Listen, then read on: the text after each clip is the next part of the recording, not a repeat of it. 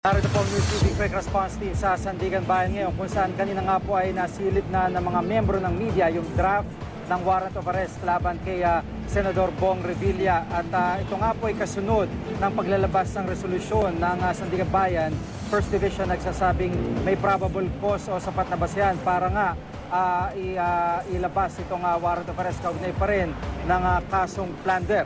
At pasado alas 3 nga ng hapon nang ilabas ng korte ang resolusyon, nagsasalabing may probable cause para maging basehan naman ang warrant of arrest ni Senador Bong Revilla.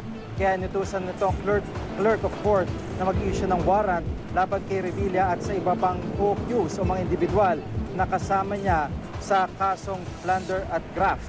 Ibinasura na rin nila ang motion na isinampa ni Revilla para masuspindi ang pagdinig sa kaso at iba pang mosyong inihain ng kanyang kampo. Buong hapon po tayong nagabang dito sa Sandigan Bayan, kaugnay pa rin ang warrant of arrest. Bagamat yun nga po natapos yung draft ay hindi naman po ito napirmahan ng mga kinaukulan.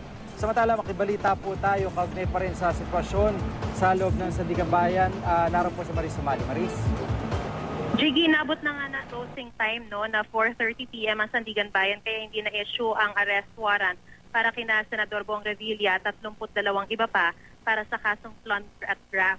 Pirma na lang sana ni Sandigan Bayan First Division Chairperson Associate Justice Efren de la Cruz ang hinihintay para mailabas ang arrest warrant para sa 33 akusado. Pero bandang 4:28 p.m. na ito naiakyat yung sinasabi mong draft ng warrant of arrest sa kaniyang opisina kaya hindi na rin umabot ang paglalabas ng arrest warrant. Bago nito, naglabas ng desisyon ang korte matapos suriin ang mga impormasyon at joint resolution na nagsasabing may sapat na basehan na posibleng sangkot ang 33 sa krimeng plunder at graft.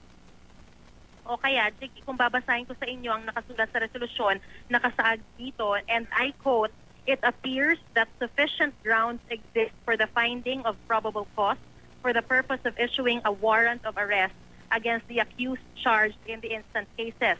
Ibig sabihin lang din ito, binasuhan ng korte ang mosyon ng kampo ni Revilla for judicial determination of probable cause. Kaakibat ng desisyong ito ang pagbasura sa hiling nilang i-dismiss ang kaso, suspendihin ang proceeding at pigilan ng issuance of warrant of arrest dahil sa kawalan daw ng probable cause. Bukod kay Bong Revilla, kasama sa pinaaresto ang kanyang chief of staff na si Attorney Richard Cambe, ay tinuturong utak ng pork barrel scam na si Janet Lim Napoles, kapatid nitong si Ronald John Lim, driver ni Napoles na si John Raymond de Asis at 28 iba pa para sa 15 counts of graft at plunder. Kanina dumating din dito, Jiggy, sa First Division ang NBI Anti-Organized and Transnational Crime para hintayin sana yung arrest warrant. Pero hindi na nga ito nailabas. At may balita rin na susuko na raw dapat ng personal si Senador Revilla dito sa Sandigan Bayan matapos maglabas ng desisyon nga ang korte na nakitaan ng probable cause yung kanilang mga kaso. Pero syempre dahil hindi na rin to na ilabas, wala na rin dahilan para tumungo pa rito si Senador Bong Revilla sa ngayon.